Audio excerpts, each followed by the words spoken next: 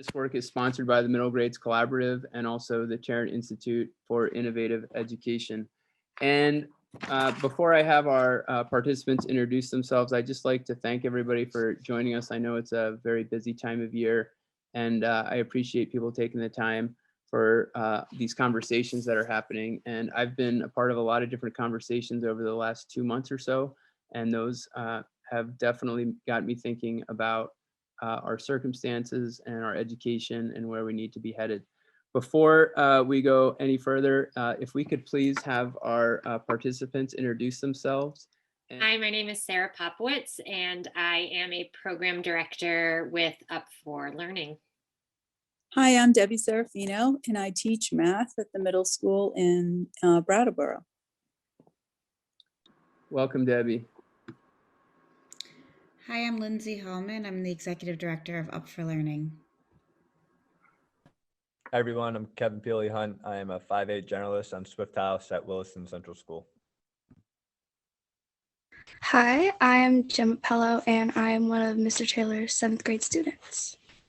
Yep, and Gemma's going to be joining the conversation this afternoon, which I really appreciate because I know that she's very busy as well.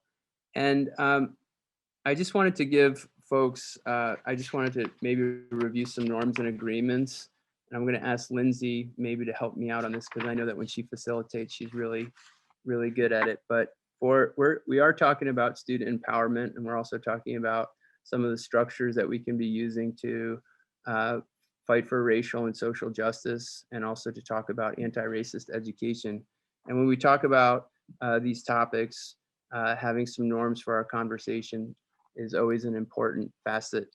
And so I just thought about Glenn Singleton's Courageous Conversations and the 4 sort of norms and agreements, which are to stay engaged, to experience discomfort, to speak your truth, and to expect and accept non-closure. And Lindsay or anybody else, did you have anything to add to those or any norms that I may have missed? I don't think so. I guess one norm would be, or just like maybe something that we can be cognizant of, is that we only have one youth here today. So, and hopefully there'll be more, but that we can really center their voices and their thoughts, as they are the ones that are really what schools are designed for. So just centering youth voice. Thank you. I appreciate that. And again, we have some invites out as the spring is progressing. People are getting very busy. So it's getting people committed can be a challenge a little bit. But before we get into that conversation, I was hoping that we could check in.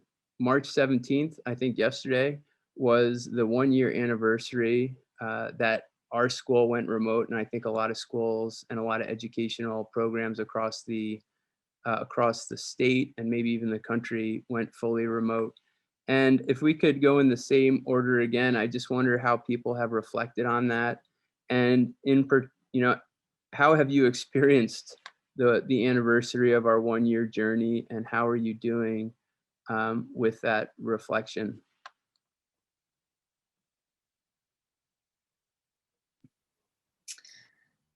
I think I'm starting, correct? Yep. So my 1-year reflection is very interesting. It was 1 year ago that it was the last day I was ever and probably will ever be a classroom teacher. I didn't realize it at the time that would be my last day actually in the classroom with youth in that capacity. I had already signed my contract with Up for Learning, so I knew I was leaving, but I didn't know that we wouldn't go back before June. I just assumed we'd go back and I'd get to say goodbye and have all those closures, and none of that happened. And so there was a lot around that. And however, a year later, I'm in this new position that I love, working with youth and adults from all over the place and having these different impacts that I never had as a classroom teacher. And it just my world has opened. And so as it's been crazy and a huge adjustment, it's also been the best crazy adjustment of my professional career. So I feel very grateful and lucky.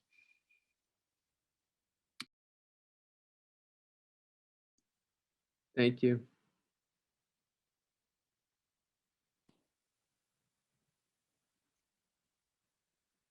Debbie? So I think my last day of school was March 13th, Friday the 13th. And I thought about that because, we were just so unprepared. It was just, it sent to us on a phone call like a snow day. And I still am wrapping my head around that because I had no idea of the impact, how long it would last at the time. We were fortunate in Brattleboro to go back to school in the fall. We went on a hybrid model. So it was just so great to connect back with our students, even though it wasn't every day. We were still in contact. And so, as I think back on it, I had very good attendance in my advisory on remote days as well as in-person days. And so my advisory stayed very, very close thanks to,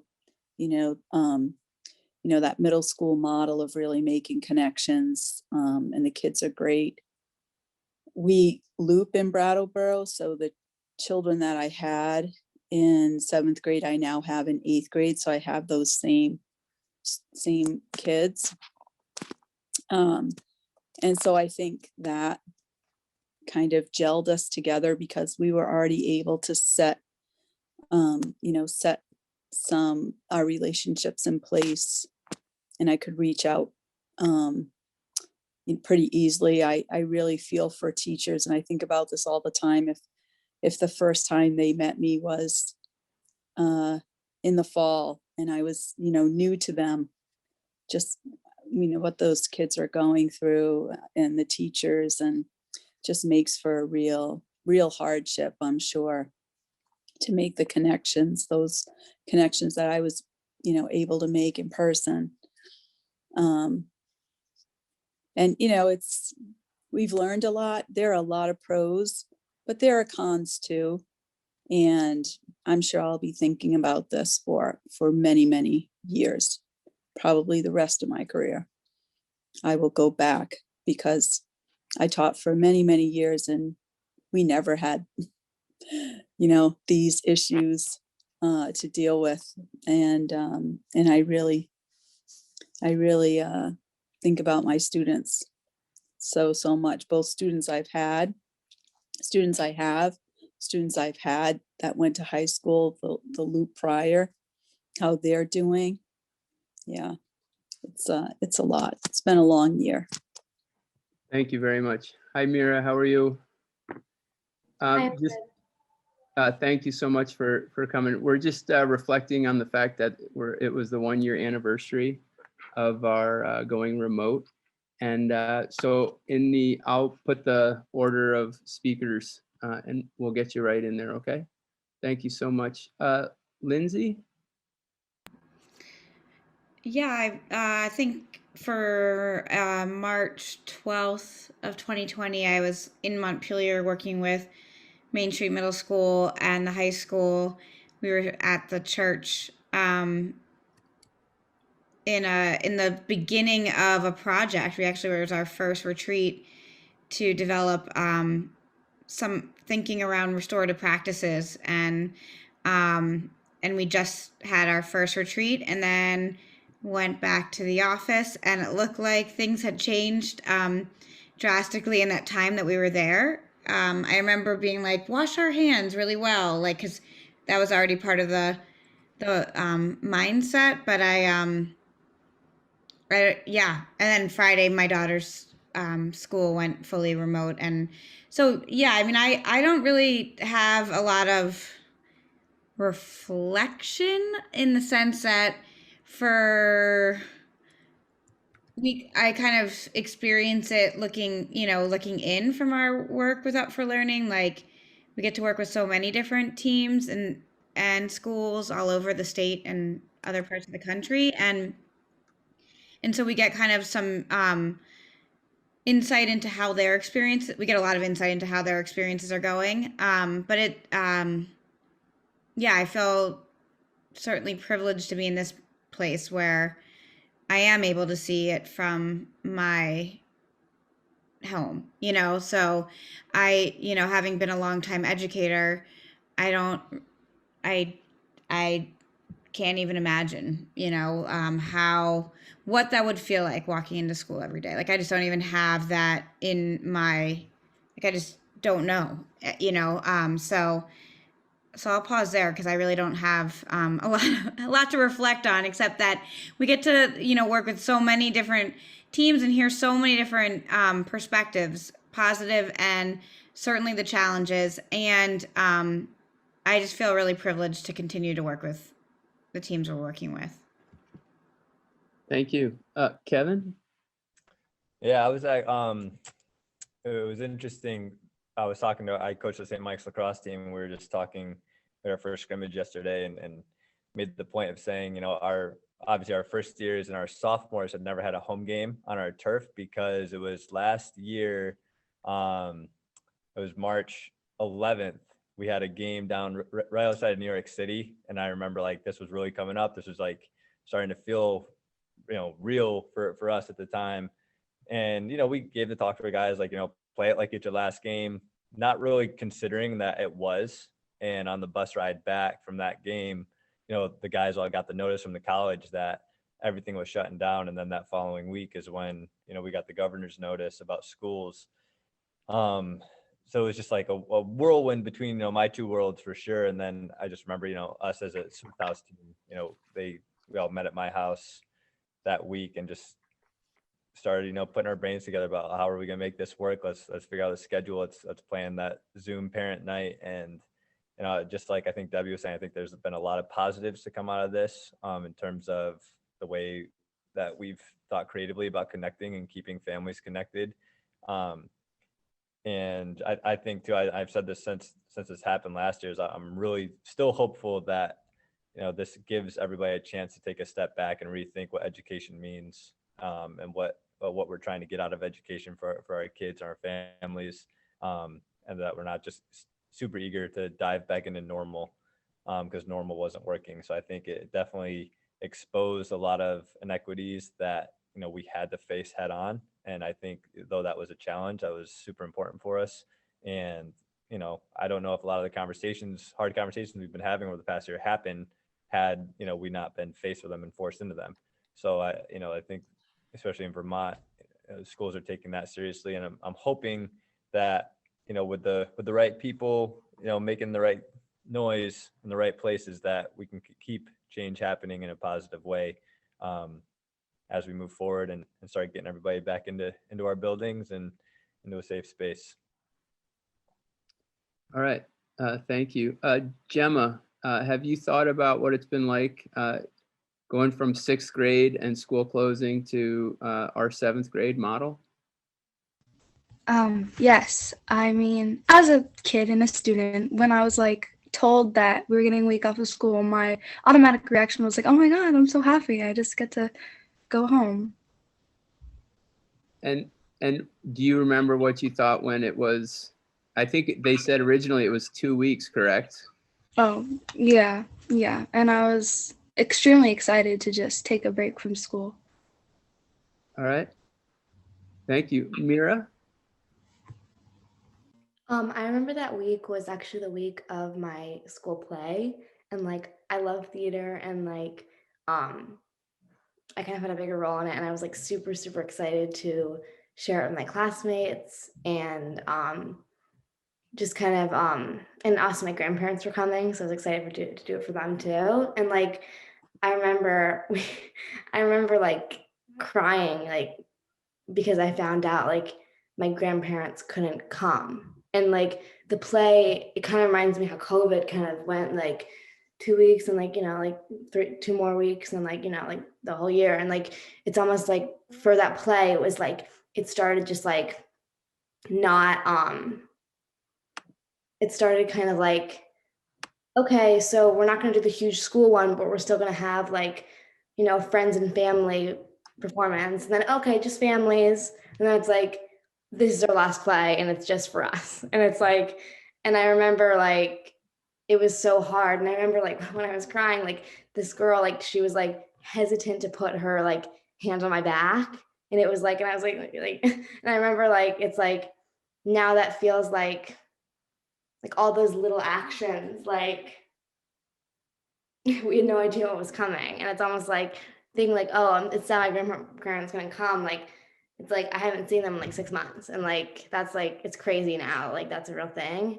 And I think I remember, like, I keep thinking about this and it's kind of like the one like way. And I feel like the COVID kind of like social experience ended well for me because we had that last like play and it was like so special because like that was kind of the last taste of like community and like not carelessness because we were like somewhat careful, but like our last taste of just being able to like be with each other in like a semi-normal way. Thank you. Thank you very much for sharing that.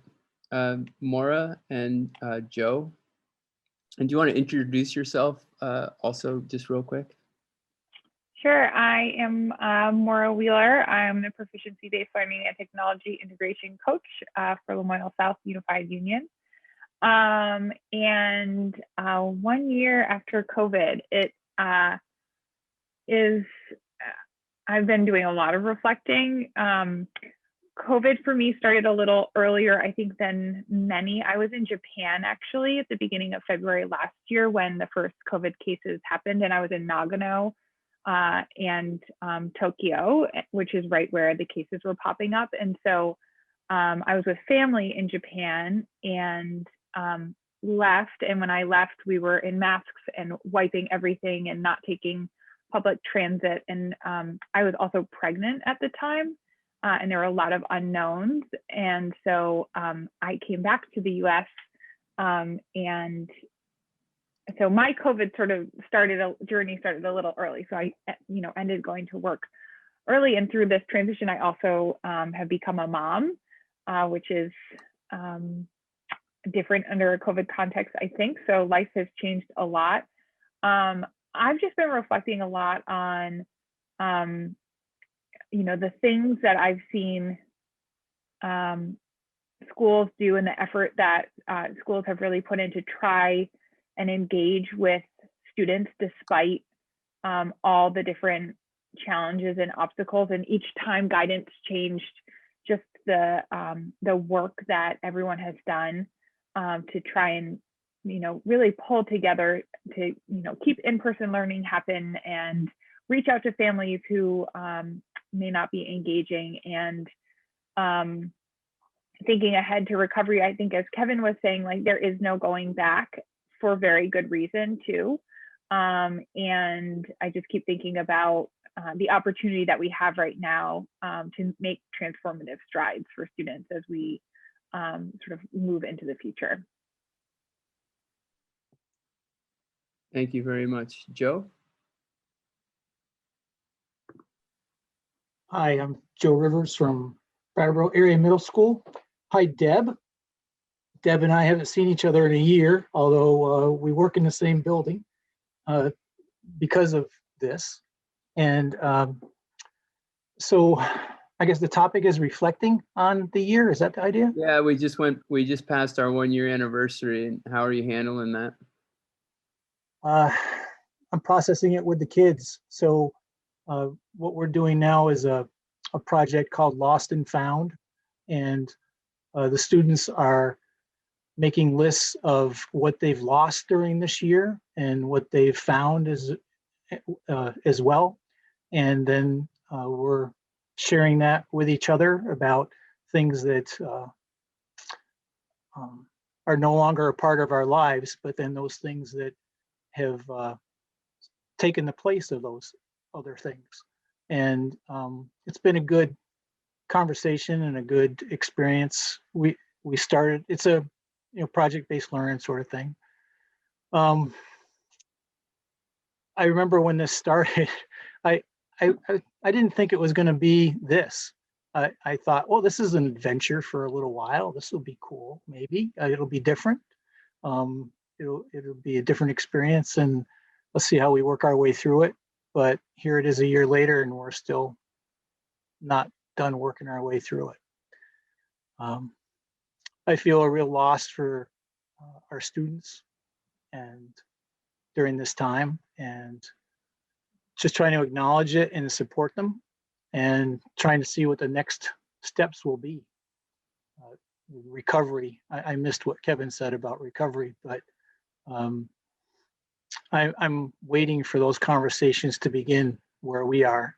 Right now, it seems like we're still just spinning with the reality of day to day, trying to get people vaccinated and have school still continue in some fashion.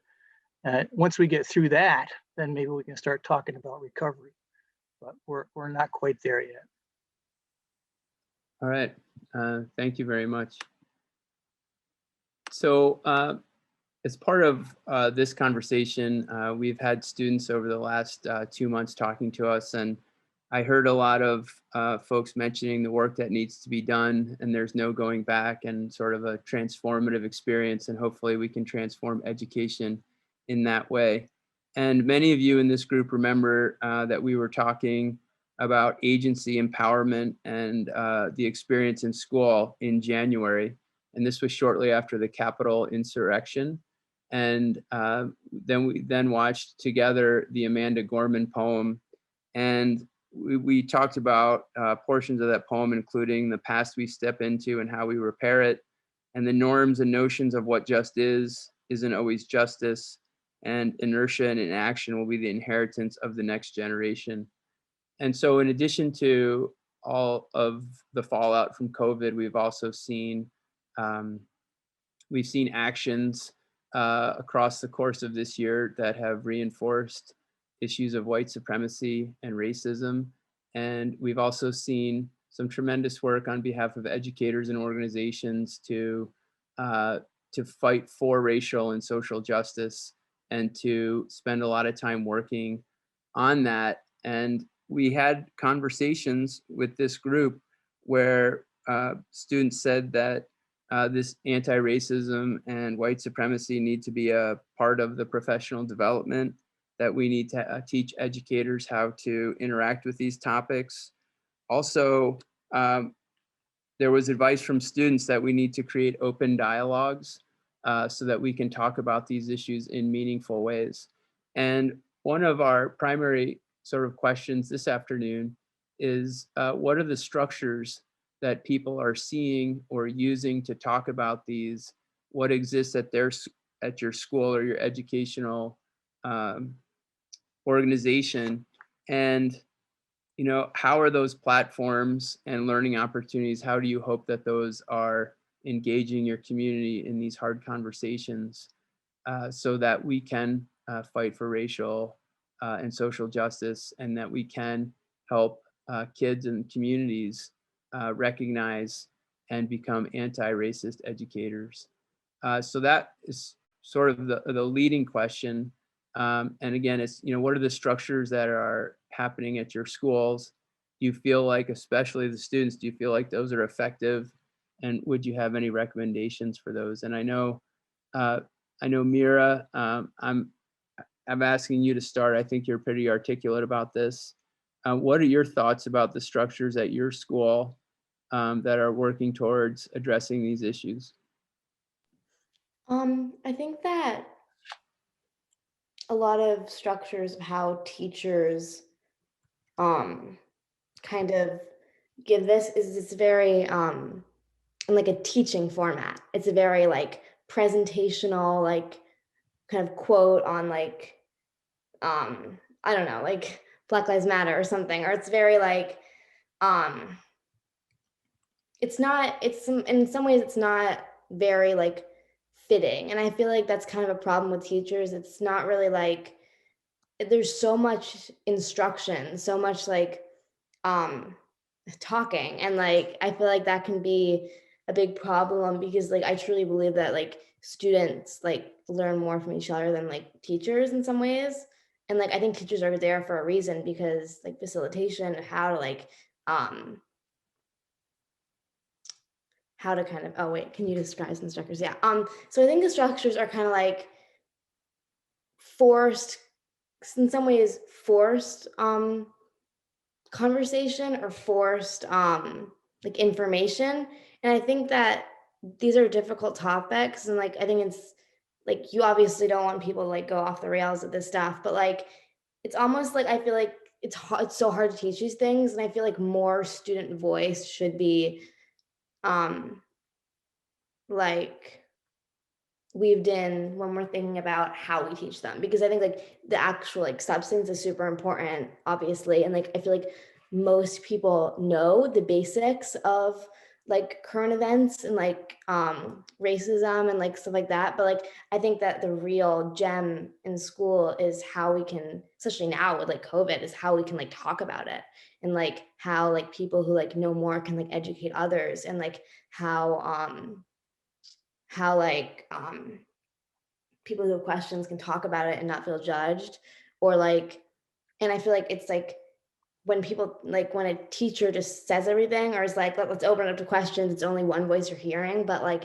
if there's conversations in classrooms and they're well facilitated, like I think Zoom is also like literally like one of the hardest platforms to have a conversation on, because like every time someone wants to say something, it's like, should I, like, am I interrupting, like what are people thinking of me? It's like, and I feel like structures need to be in place. That's like a sharing circle like we're doing now, or like, and like I feel like those are so important when thinking about how we can talk about this, and like how we can hear everyone's voice, which is like so important, and like how we can engage even if it's through this platform. Thank you. Thank you very much. And Lindsay, if you don't mind, I'd like to hear from Gemma. And Gemma, if that's okay, just because I know that Gemma also has a commitment that she needs to get to. Gemma, what are your thoughts about this?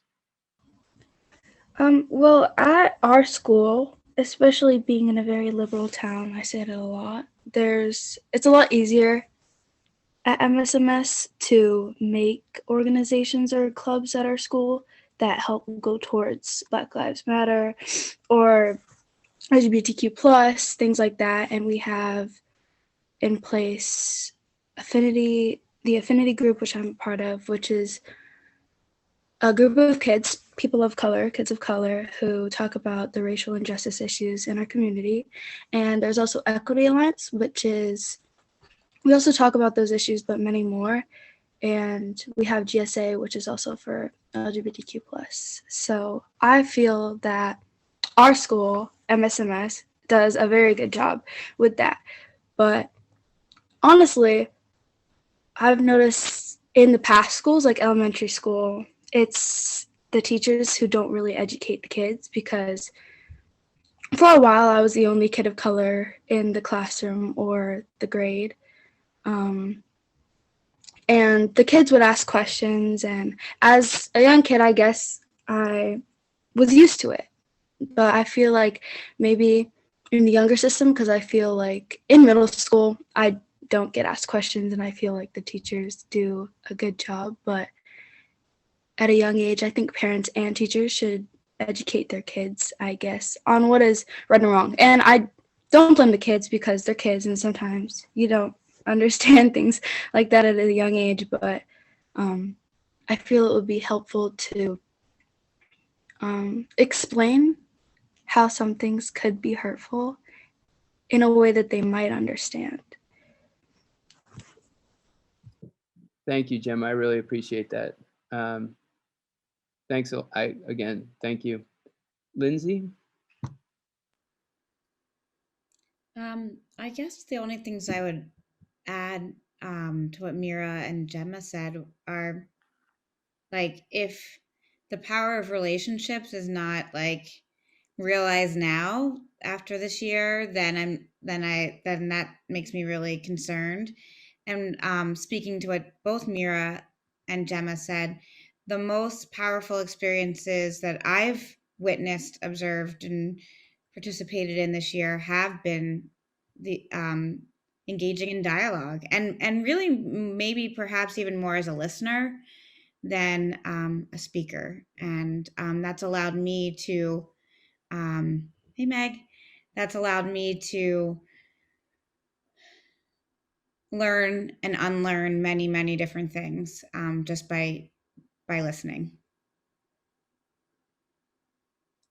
Thank you. Sarah? Yeah, I can echo what Lindsay just said. And I would add just watching the learning happening through myself, learning to listen, learning to understand facilitation, learning to support youth in their own facilitation. That for me has been the biggest eye opener.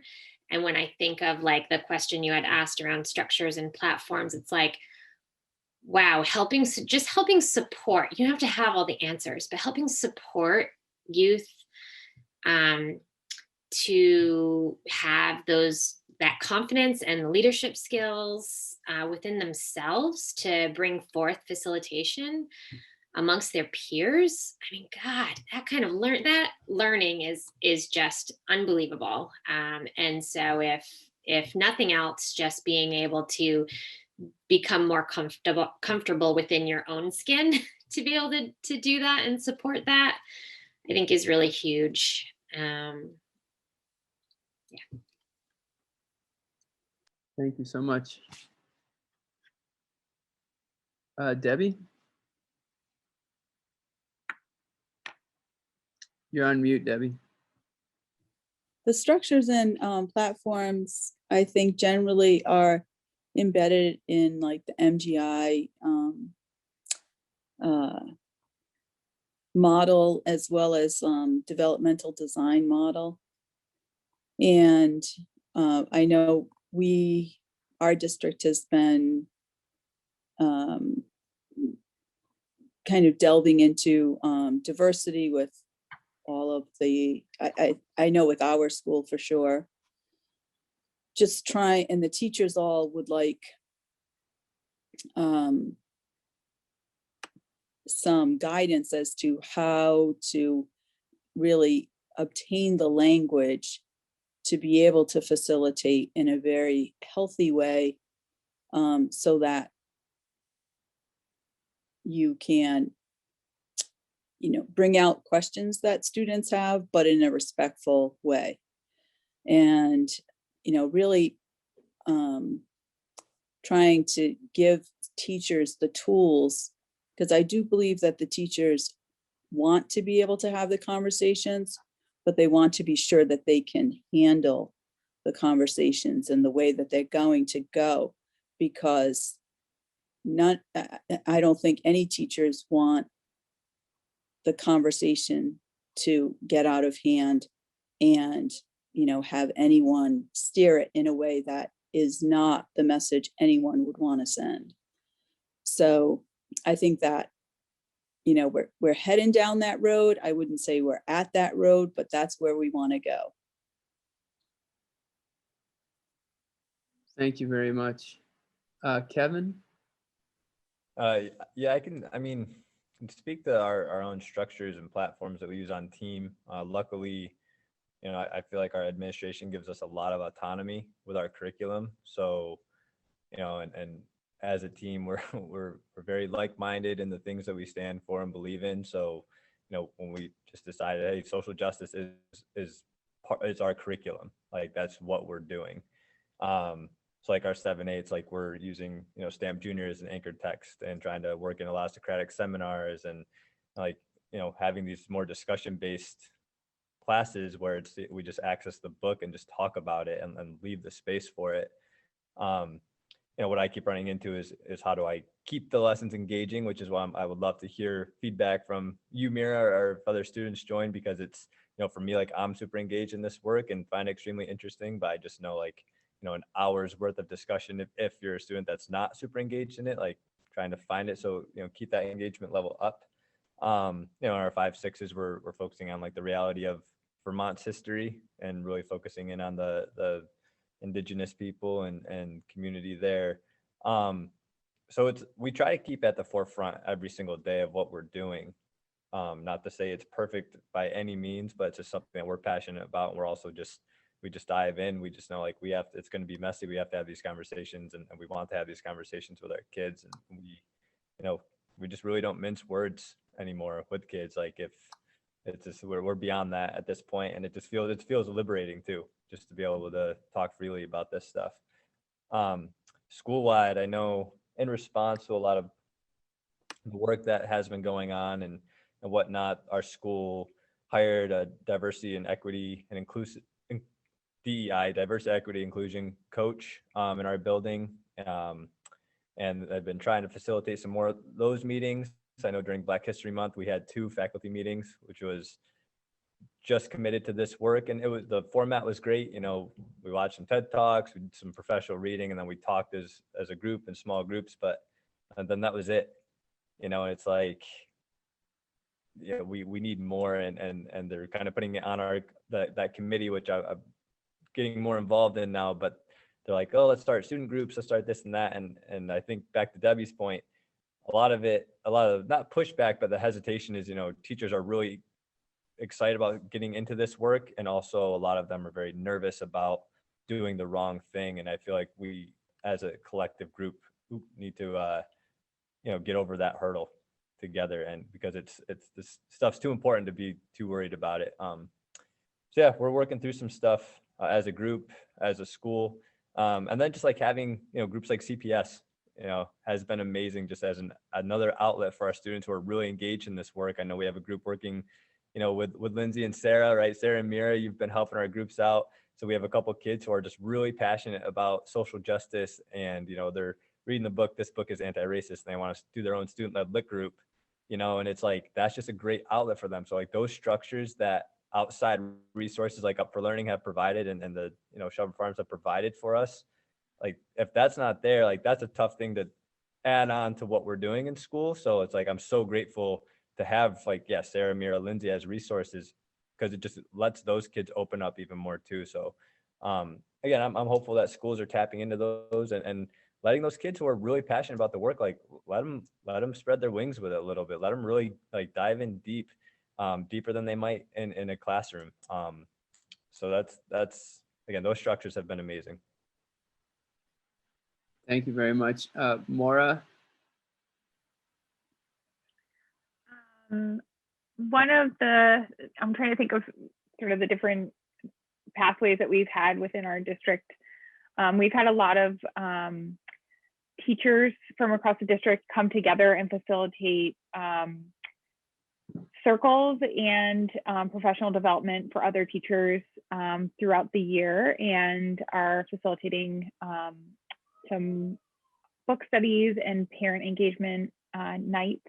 But I think the most significant thing that we're doing is we have 2 researchers who we've worked with in the past who are collecting some feedback specifically from BIPOC families about their experiences at our schools. One of the things that we're really working to do is consider how we ask for feedback and receive feedback and act on feedback that we receive, and realizing that what we're hearing is really just a part of the reality of the experience of people who are in our schools. And so we're working really hard to try and get feedback from all members of our community, but specifically our BIPOC families, so that we can better serve them and partner with them in thinking about how to make our schools inclusive. We also, as an administrative team, we start every Thursday. We have a meeting, and we start in a circle every Thursday with a different theme, and different members of our team facilitate that, and that's been really helpful, working on team having reflective spaces, while also recognizing that it feels like we aren't making significant change fast enough. I think that's, you know, there's so much that we need to do to make a difference, and feeling like, you know, it's so important, and so sort of grappling with that, like how do we make the changes that we need to make, because there really is that urgency around it. So those are some of the things that we're doing. There's also Equity Council across the district. Different schools are starting. We have some peace and justice committees that have been started with teachers and students. So there's different things sort of like happening, but a lot of work that needs to be done. All right, thank you very much. Joe and then Meg. In our district, it's been incremental change, if there's been any, and that incremental change has been that initially conversations around these topics and time put into them was top down in nature, coming from administration or coming from outside the building. Recently, we've had staff within our school take up that mantle and begin running faculty meetings themselves and having those having presentations and conversation and facilitating activities that bring the discussions around social justice closer to home. So it hasn't been, Maura said, significant change, and we're not seeing significant change, but we are seeing more pressure being placed on this topic, and seeing people step up within our staff, which is an important step in the process, to have people take ownership themselves of the issues. So that's the structure that we have going on right now. From a curriculum point of view, not much is happening in a way that is meaningful. There are teams like Kevin's that are, going their own way and probably giving great experiences, but from an institutional point of view, there doesn't seem to be a collective vision yet to push these issues as much as some of us would like. Thank you. Meg? Hey guys, sorry I'm late.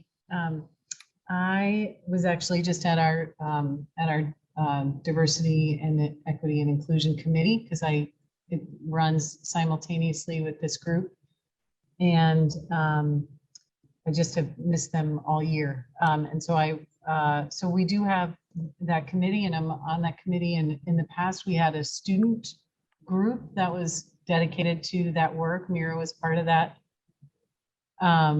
This year, just trying to get some momentum to honor that student voice and keep those, so I would say we have a structure where there's a dedicated group of adults and students. It's just always the momentum, right? It's always the opportunity of getting the group together to get the work done that we want to do. Is a little tricky, especially now. I think something that it's a learning opportunity for me, I guess, is just continuing. I need to talk with other people. I need to rehearse to have these conversations so that I can bring that into my classroom. And so just wherever there's an opportunity for me to learn and understand more about, or to learn and relearn and unlearn, I guess. I think, Lindsay, you had mentioned something like that, but I don't know that I'm answering the question, but I guess I'm just hungry for opportunities to do this as an educator so I can do it better with my kids. And sometimes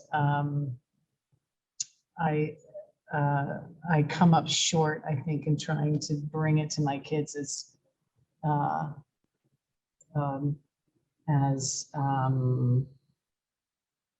having a word retrieval problem, as intentionally as I should, you know, like I dance around it, I think, but I don't know that I always nail it.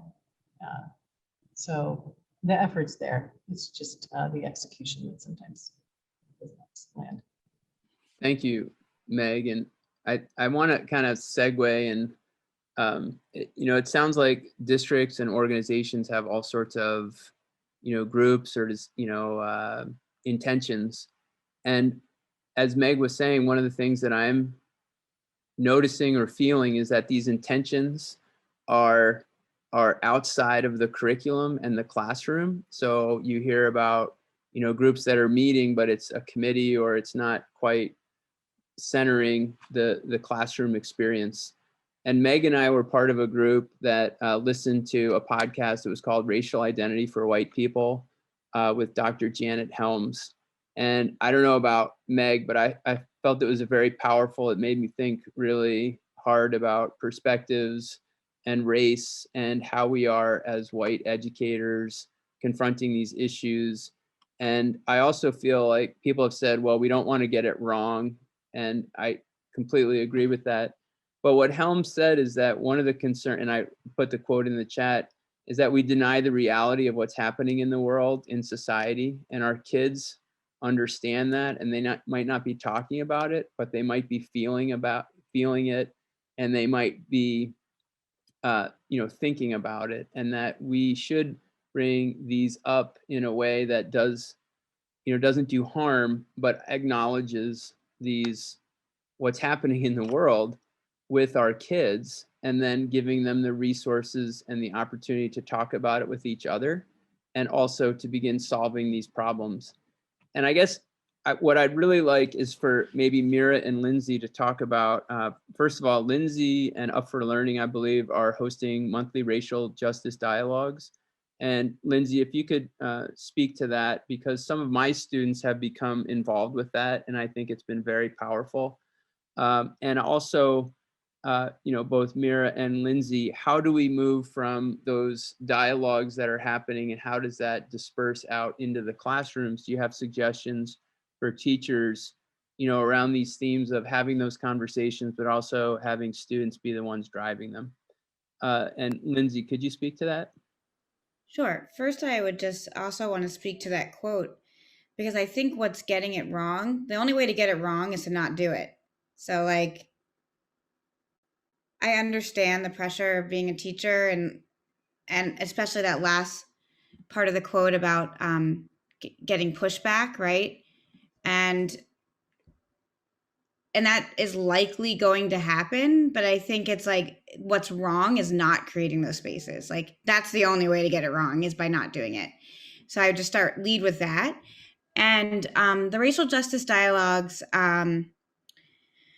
organically grew out of our Cultivating Pathways to Sustainability work. During our first retreat, we had different breakout groups based on different topics that young people wanted to talk about. And systemic racism was clearly the one that they wanted to talk mostly about, and how that shows up in all different kinds of systems, but particularly the educational system.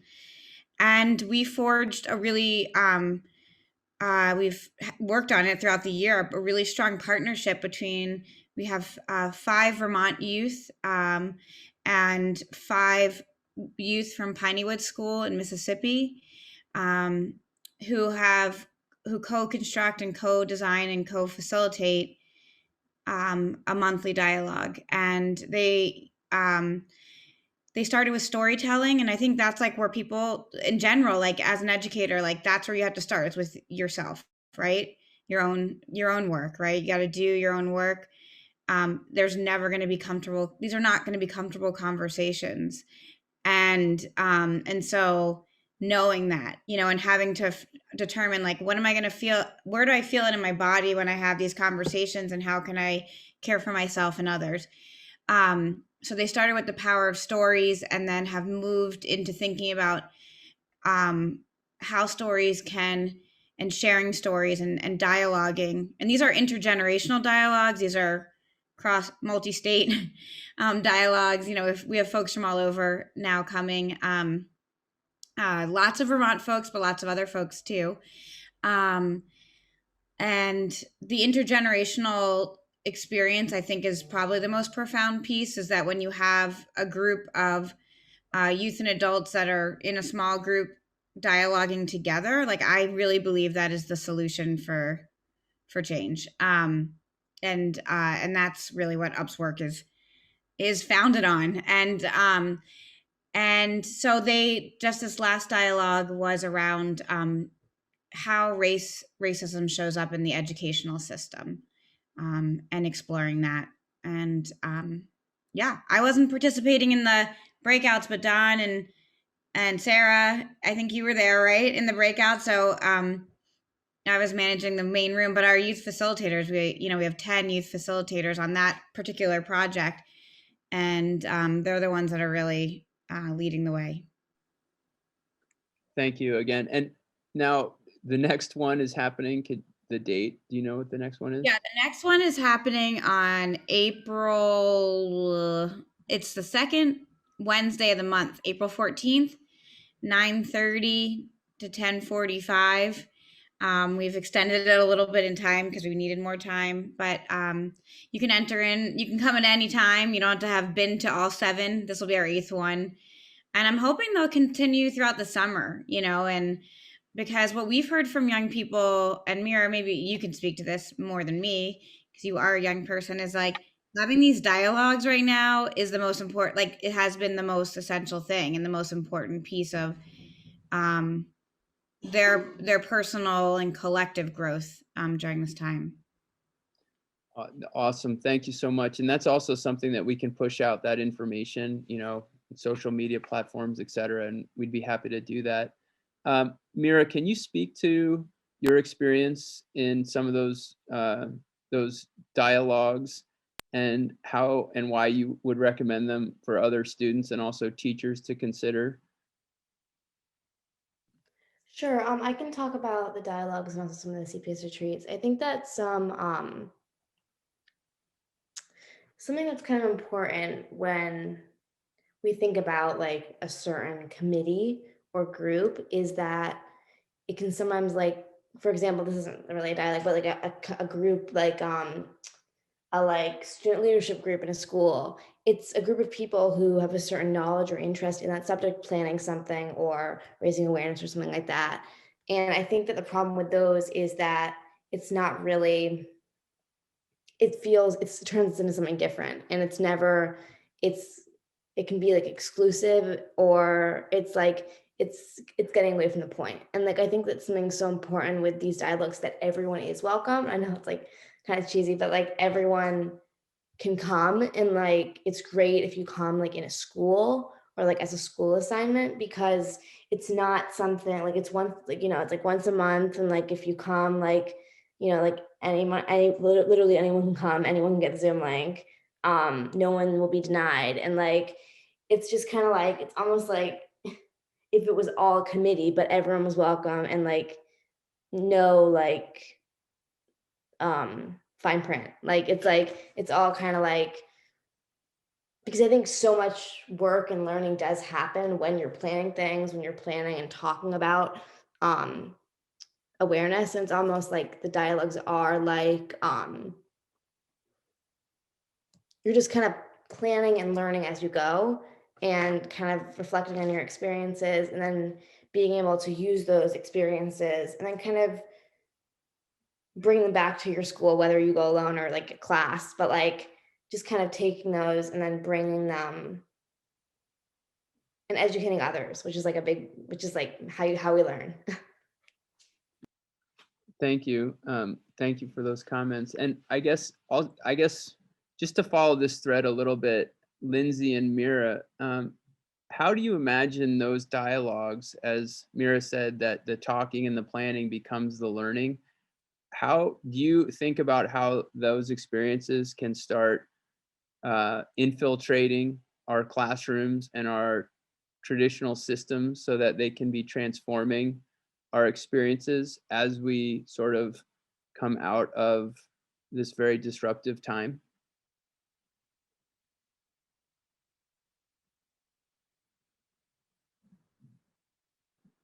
Mira, do you want to hop in first? You want me to try that one? I guess I don't know. I mean, the experiences that we're having are no different than the experiences that I had in my classroom when I was in the classroom. I mean, it was a little bit different because I had there was one of me and maybe 25 young people. So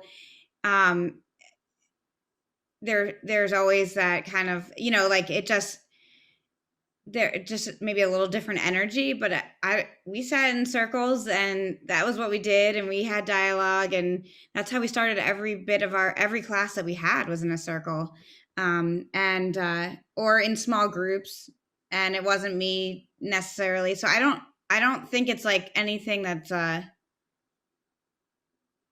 it's not new knowledge for any of us on this call. Like, this is kind of how people learn, right? And so, as Mira just stated, so what does that look like when people are back in full time? I don't know. I mean, I think that's what people have to ask themselves. I don't really know. There's so many parts of the system that are so harmful that maybe people have to think about where they want to put their energy. Thank you. Mira?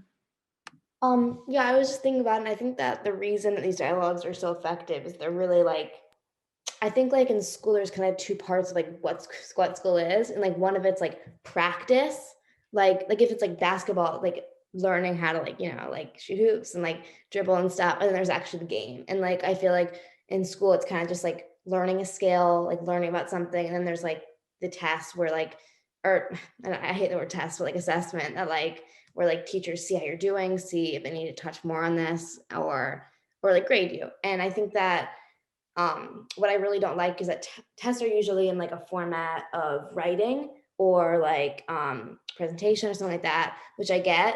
But something that I don't like is when learning is assumed that it's supposed to be in that format, and like learning is supposed to be like a test, like a because like it's getting to the point where I like can't tell difference, which is like not great. And like I need like to be like, I heard this in like the Bernie Sanders youth panel the other day, where it's like how our brains work now is we like research and take information in only so long, like for us to then to just pour it out and then we forget it. Like it just like we remember it just long enough to like, pop it in the paragraph, and then it's like, out the door. And like it's like that's like the reason we learn that way is because it's only for like the reason to just produce. And like I don't like that. I think that's something what's great about dialogues and like talking and finding a way to talk like correctly and like in a way that like everyone can talk, like speak and like have their turn, is how we can learn, as I said, like from each other, but also learn in a way that's like not like that we can use in the present and in the moment. And like being able to have a conversation, like with a conversation with someone, it's not like when they tell you what you're doing, you're like when they tell you what they're doing like on the weekend, it doesn't just like go how, because it's part of the conversation. It's part you are going to need to know it later, or like you're gonna it stays in. And like that's kind of like using that part of your brain for learning, is like having something that stays in because it's important, because the conversation was like made in a way that made that part feel important.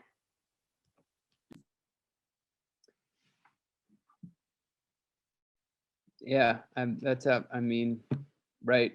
That's excellent. And I guess I continue to learn so much. And as we're talking, I'm saying, okay, how am I going to do this in my classroom more effectively, these dialogues? And I would say, when we started, we talked about the 1-year anniversary of COVID and how it's changed and how we want to transform education, and maybe having those dialogues in person, but also in Zoom, so we can meet perspectives and that intergenerational storytelling that Lindsay was talking about, where we can reach out across the country, the state, the world, and hear from other people and learn in that way. As Mira said, maybe that is something that I need to incorporate more into my classrooms so that we can take on these big issues. And so I appreciate that feedback. And I guess in closing, what I would really just kind of like to hear about, and I'll give you a minute to think about it, is having been through sort of our year, and I know that we haven't all had time to reflect, but what are some of the transformative practices or ideas, what's just one that you've seen or experienced this year that you want to maintain as we continue our learning journey? And so I've kind of put the circle list in there, and if folks just want to take a little bit of time, and Sarah, you can start whenever you're ready.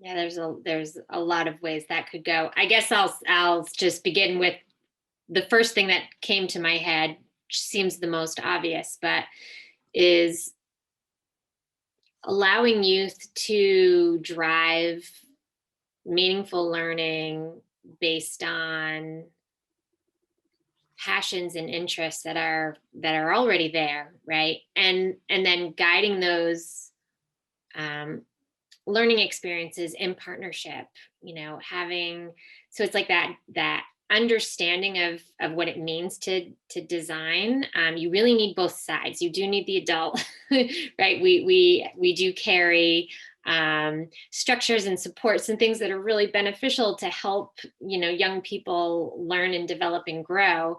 And what they, obviously, as we see through all of these calls, what they bring to the table, with their own drives and interests and passions. Like, you need a little bit of both to help carry that along. And so I think what I would love to see is, I see all these stories of amazing learning that has been really youth driven throughout COVID, because they've been home and they've had time, and it was like super meaningful to them. So hoping that we don't lose that, and keeping that at the forefront of, that's just what learning is. It doesn't have to be COVID learning. That's just learning. So that's sort of the first thing that came to my head. Awesome. Thank you. Debbie?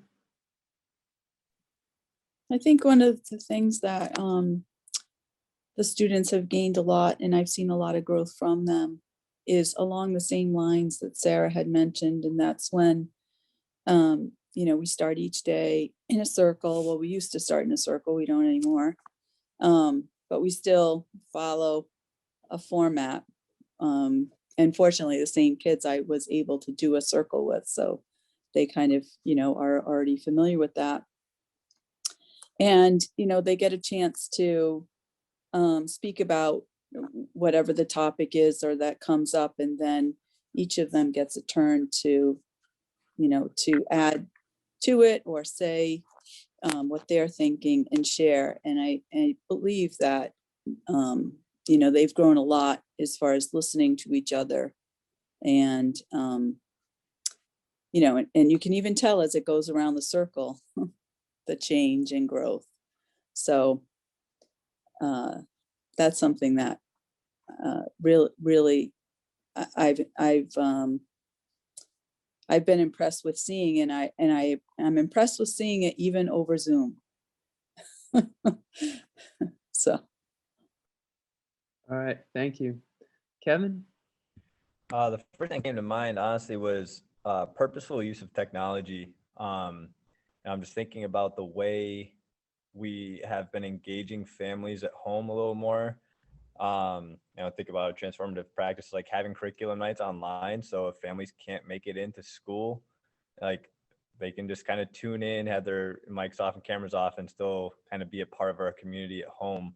And then, like, most recently, again, with our students' connections, like the CPS group, like that, so much of that happens again offline in terms of like not in school, right? Like they're able to meet with their coaches, like Sarah and Mira, they set up times outside of school, and it's like now that I feel like we've had those experiences, like being really purposeful about how we're tapping into those and tapping into creating those partnerships. That's not just like this has to happen between 8 and 3 and we have to like, you know, take you out of this class or this class and cause anxiety for everybody in the process. Like, how can we be purposeful about, hey, now we're all comfortable, you know, using some of these online meetings where, you know, we don't have to have this huge set of time to have somebody come into the building or meet. As much as, you know, we want in-person contact, I feel like some of the connections we can make outside of it are super powerful. So that's a big transformative piece for me throughout all this. All right, thank you very much. Joe? I've been just doing remote for this past year. And so stripping everything down to the point where I think the most important thing that we've done is that we have instituted pandemic learning plans, which require us to meet with our students one-on-one every 2 weeks and to have conversations back and forth in this setting, but just the two of us in order to build relationships. So having the control over our time as a remote team and not having to follow some prescribed schedule has allowed us to create a system eventually, you know, after a lot of failed attempts at other efforts, that allows us to build a relationship that feels meaningful and has made this feel much more doable over time. So I guess it's been said, you know, the idea of using technology in order to help facilitate relationships in a meaningful way. All right, thank you. Meg? I think something that's standing out to me is, I kind of echo what Kev said, but about the idea of flexibility of time and really trying to listen to kids instead of being in this treadmill, you know, trying to shrink the field for what they're learning so that we're meeting kids where they're at. It's not ideal. We have a lot to learn from, but I think just trying to really dial into the social and emotional needs of kids and making that the priority versus, you know, the curriculum or grades or whatever it is. It's like really trying to attend to that. And again, we come up short, but we're trying. And I guess this has also heightened the equity, the gap in equity, and that that we can't just ignore that moving forward. We haven't addressed it, but I guess I'm just saying, like, we can't just step back into the old ways of doing things like that. There has to be a conscious restructuring to better meet the needs of all of our learners. All right, I'm sorry, I'm just writing all these notes down. Thank you.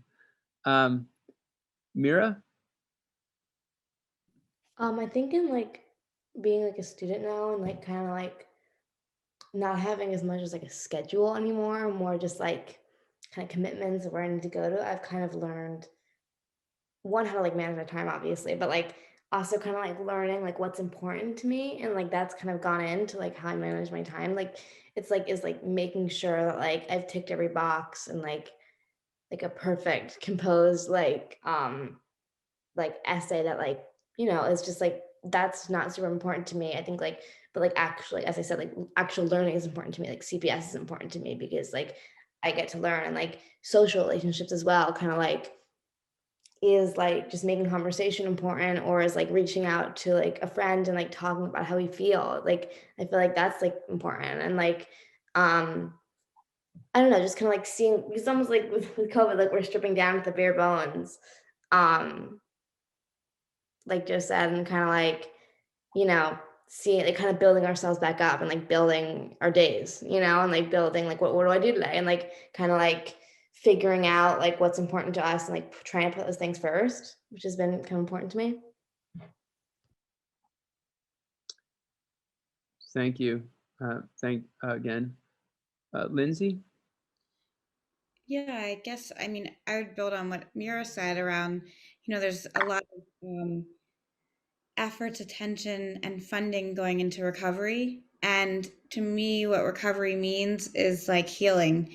And it's not recovering in demonstrating like that you can do the quadratic formula or, write your essay. It's there is obviously time that's been lost around like academic skills, but we know that those are not going to be recovered if the social emotional piece is not at the heart of everything when schools reopen fully. And so there needs to be like individual healing, collective healing, and I would also, the first word that came to me when I heard this question was time. Both how we use our time, how we design schedules is just so harmful and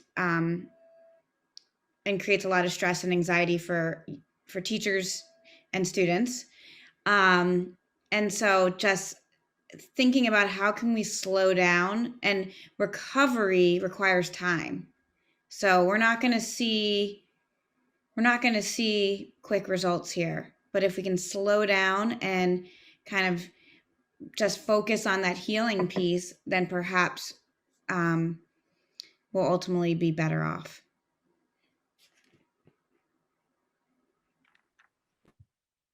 So it's 4:30. I'm just gonna take a little bit of time, quiet a little bit here, just to reflect on what people have said. And also to thank you for your commitment to students and communities in what has been a very difficult year.